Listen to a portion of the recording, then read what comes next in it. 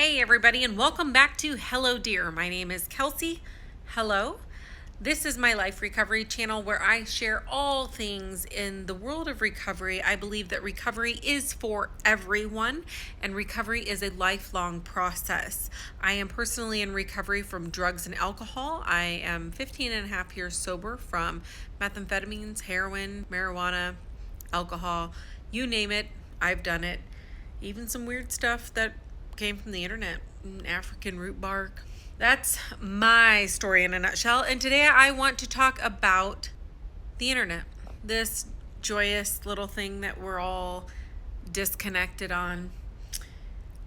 I believe that the internet is the devil and social media is demonic. Hang on with me here. I know that might sound like a weird statement in the world that we live in. My very least favorite comment from people who are social media junkies or people who just think that they're staying connected with people online is that, oh, it's my only way to stay in contact with people who live out of state. Are you serious? I mean, we are getting ready to go out west, and my daughter's mentor said, hey, grab a postcard. Send me a postcard when you're out there. Remember snail mail? Yeah, I know. We could say, oh, well, the mail's not so reliable. Do you know how joyous it is to get a package? Everybody knows that, right? Amazon, hello. But do you know how fun it is to get snail mail from a friend or loved one? Do you like to get snail mail?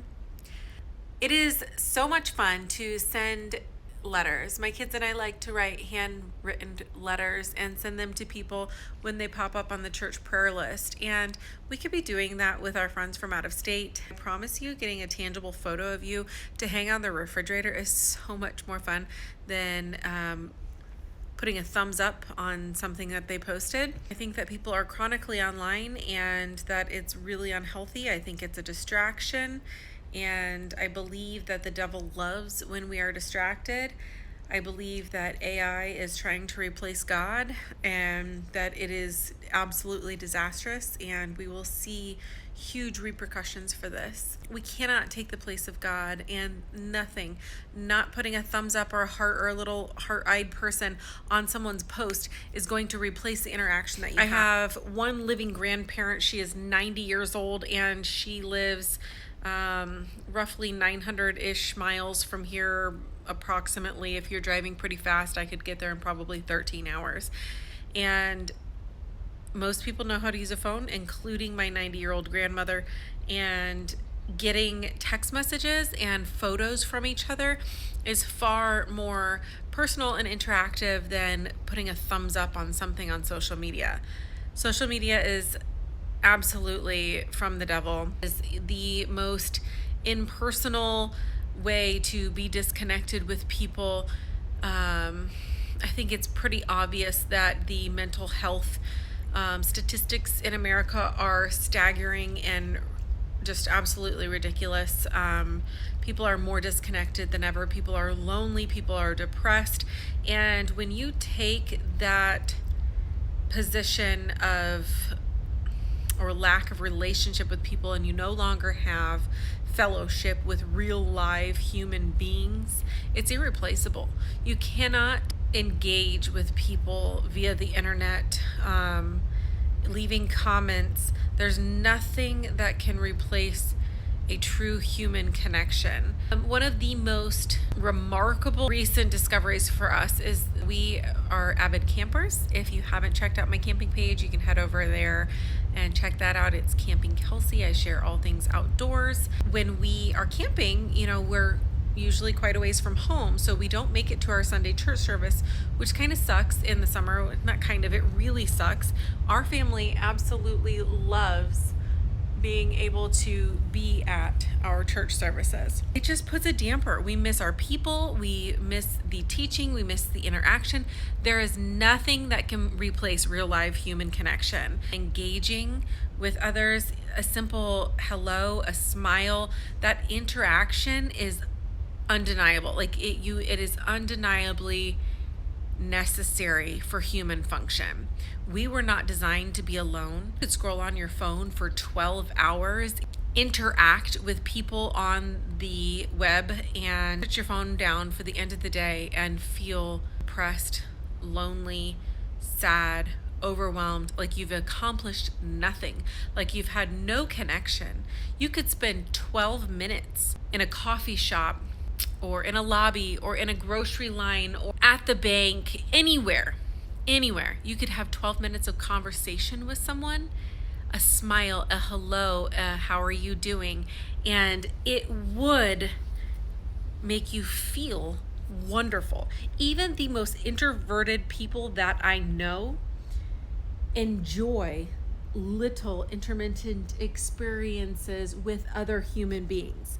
It is undeniable that humans are meant to interact on a personal level with other human beings. It is so incredibly necessary for our mental health, for our emotional health, for our development as human beings. We were not meant to be alone. I believe the internet is the devil's playground.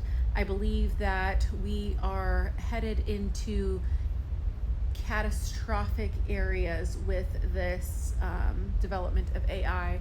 And I've heard a lot of people talking about how horrible this is going to be.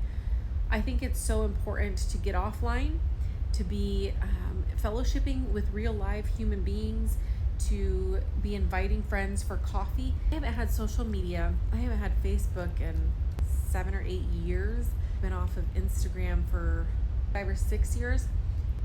I just started this YouTube thing. I don't have very many people that watch my videos, so probably no one will ever listen to this, so it doesn't even matter. I just wholeheartedly believe in the effects of real life human interaction. Disappointing that so many people think that real life is social media, and it just isn't. When I've gotten offline, I've had to be really intentional with my relationships. That means that I have to text people, I have to call people, I have to meet with people.